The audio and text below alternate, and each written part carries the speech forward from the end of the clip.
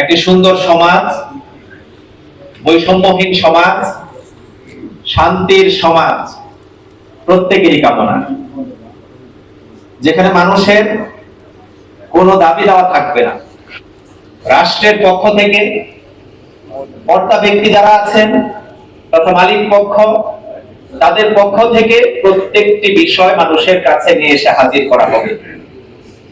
এবং এই যে চিন্তাটি, অধিকার নিশ্চিত থাকার চিন্তাটি, এটি শুধুমাত্র আজকে নতুন করে আমরা দাবি তুলছি, বিশেষ এরকম নয়।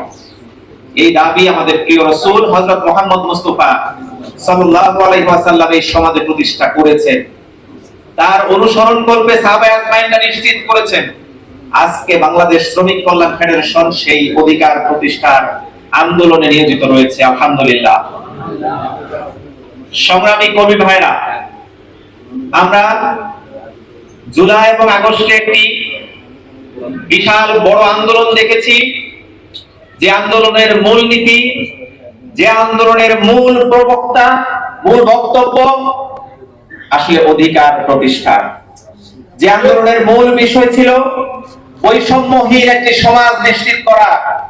আজকে আমরা আলহামদুলিল্লাহ বলছি এজন্য যে বাংলাদেশে বৈষম্যের যে করাল গ্রাস, সেই করাল গ্রাস থেকে জাতিকে মুক্ত করার ক্ষেত্রে ছাত্র জনতা, শ্রমিক বিশেষ করে আত্মনিয়োগ করেছিল। তার সময়, শ্রম, তার বিনিময়ে আমরা একটি স্বাধীন পরিস্থিতি এখন পেয়েছি, আলহামদুলিল্লাহ।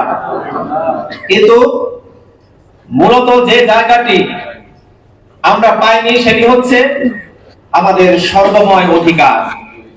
আমরা আমাদের দেশে দুঃখজনক হলেও সত্য, শ্রমিক এই শব্দটি শোনার সাথে সাথে মানুষের চিন্তাটা চলে আসে কোথায়? কি বলেন আপনারা? আমি কি ভুল কিছু বলেছি? মানুষের চিন্তাটা চলে আসে অনেক নিচে। শ্রমিক মানে এরা দলিত হবে, এরা নিগৃহের শিকার হবে, এরা বঞ্চিত হবে, এদের কোনো অধিকার থাকবে না। কিন্তু যে বৈষম্যহীন সমাজের জন্য আমরা কয়েকদিন আগে সংগ্রাম করলাম, স্বাধীনতা নিশ্চিত করলাম, সেখানে তো এই কথা ছিল না। কি বলেন আপনারা? সেখানে কি ছিল এটি? না। আজকে আমি শুধুমাত্র এখানে কথা না বাড়িয়ে একটি পয়েন্টে আপনাদেরকে বলতে চাই। এদেশে নতুন করে মানুষ স্বাধীনভাবে একটি উদ্যোগ নেওয়ার, একটি নতুন সমাজ গড়ার, একটি দেশ গড়ার একটা সুযোগ পেয়েছে। আমি মনে করি শ্রমিকদেরকে এক্ষেত্রে অগ্রগণ্য ভূমিকা পালন করতে হবে, যে এই অধিকার মূল জায়গা যেটা, যদি শ্রমিকদের অধিকার প্রতিষ্ঠা হয়, এদেশে সকলের অধিকার অটোমেটিক প্রতিষ্ঠা হয়ে যাবে ইনশাআল্লাহ। এবং আসুন আমরা এই দাবিতে আমাদের সোচ্চার কণ্ঠ ভূমিকা পালন করার ক্ষেত্রে, সোচ্চার ভূমিকা আমাদের ময়দানে অবস্থান করার ক্ষেত্রে শক্ত অবস্থান দিয়ে আমরা নিশ্চিত করবো ইনশাআল্লাহ। এই আশাবাদ ব্যক্ত করে আমি আমার কথা এখানে শেষ করছি। আমার তৌফিক ইল্লা বিল্লাহ। আসসালামু আলাইকুম ওয়া রাহমাতুল্লাহ।